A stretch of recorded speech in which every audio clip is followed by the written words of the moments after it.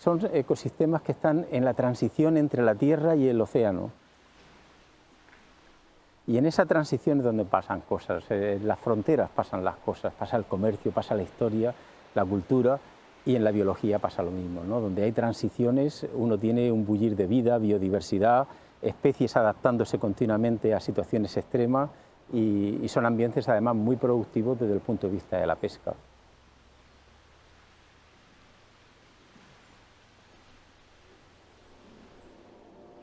Pues el gran reto del Mar Menor, como también en otras lagunas costeras, es compatibilizar esa complejidad ecológica que tienen y esa productividad biológica, los bienes y servicios que dan, con la presión que recibe por parte de los humanos.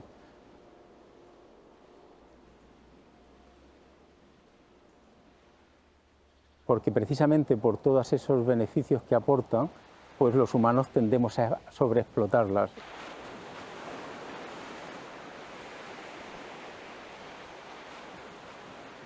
Estos ambientes son como indicadores de lo que está pasando, porque al ser complejos y a estar en una situación de sensibilidad, de hipersensibilidad por las grandes presiones que tienen y en una situación de transición, pues nos pueden servir de alerta de lo que va a pasar en el océano o en otros ecosistemas si se produce cambio climático o si las presiones del hombre siguen aumentando, porque son ambientes que están adaptados a ese tipo de presiones, son ambientes fluctuantes desde el punto de vista natural, cuya integridad ecológica depende de que se mantengan bien los equilibrios, con lo cual son una alerta perfecta de si los equilibrios se rompen, qué pasaría.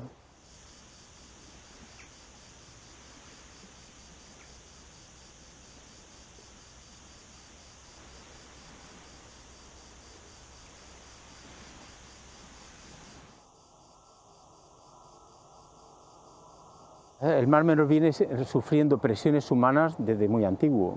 Los primeros grandes contaminadores del Mar Menor fueron los fenicios y los romanos. Estamos hablando de hace más de 2000 años, ¿no? hasta cerca de 4000 años antes de ahora, en el que empezó la actividad minera en toda la sierra de Cartagena y de la Unión, donde se extraía la plata y el plomo. Eso provocaba entrada de metales pesados al Mar Menor.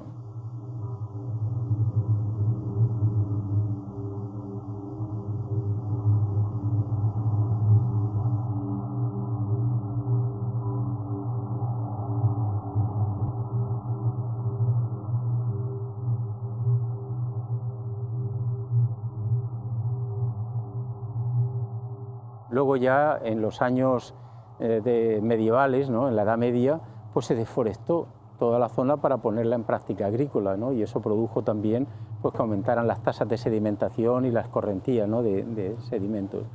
Luego llegó el boom turístico de los años 60, en el que empezaron a construirse urbanizaciones y empezó el desarrollo urbano, y todo eso pues, provoca también entrada de nutrientes y normalmente asociados al fósforo.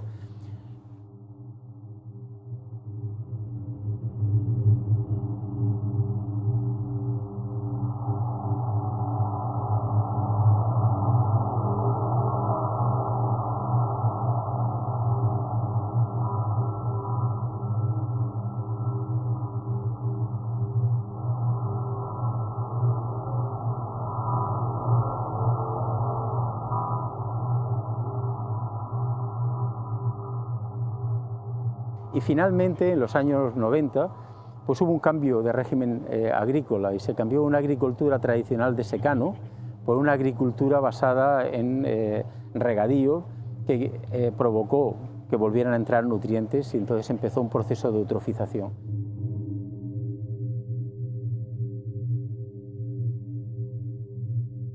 Y todas estas cosas sumándose una a la otra, ¿no? Con lo cual las presiones de las que se tiene que defender son muy altas. Y ahí es donde hemos visto lo complejo que es, porque realmente ha sido capaz de aguantar todas estas presiones durante pues, varias décadas, ¿no? Casi 40 años, soportando unas presiones y otras y manteniéndose con aguas transparentes, cuando las lagunas costeras normalmente las tienen verdes y turbias, ¿no? Porque entran muchos nutrientes y son muy productivas. Y ese es el reto al que se enfrenta ahora la sociedad, ¿no? Ser capaz de preservar la integridad ecológica a pesar de los usos.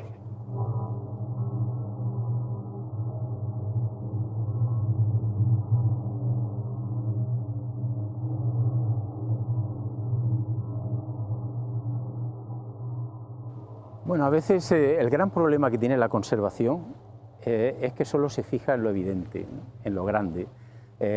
Ramón Margalef, que era un ecólogo español, quizás de los más importantes que ha tenido Europa, incluso el mundo, ya decía que el conservacionismo solo se ocupa de los animales de pelo y pluma, ¿no?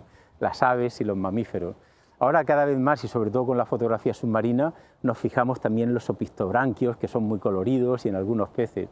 Pero seguimos ignorando lo microscópico, y lo microscópico es esencial. Los ecosistemas funcionan gracias a las bacterias, las microalgas, que están ahí produciendo cosas, y son incluso más importantes que las macroalgas que vemos, ¿no? Y el papel es esencial, porque regulan nutrientes, sirven de alimento para la red trófica, son fundamentales.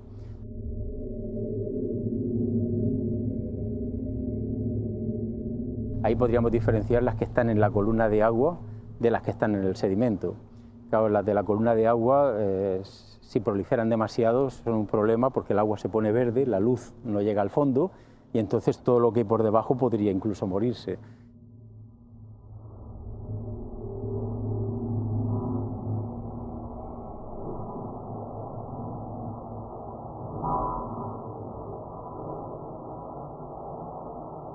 Las microalgas juegan un papel esencial en los ecosistemas.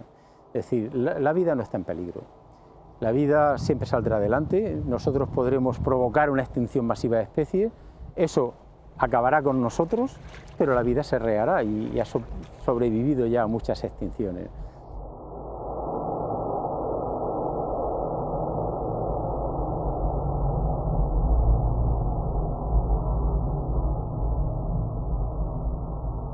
El hombre no puede sobrevivir sin las microalgas seguro que sobrevivirán sin el hombre, sin ninguna duda. A lo mejor alguna especie desaparece, cosa difícil tratándose del mundo microscópico, pero habrá otras que harán ese papel, ¿no? Sin ninguna duda.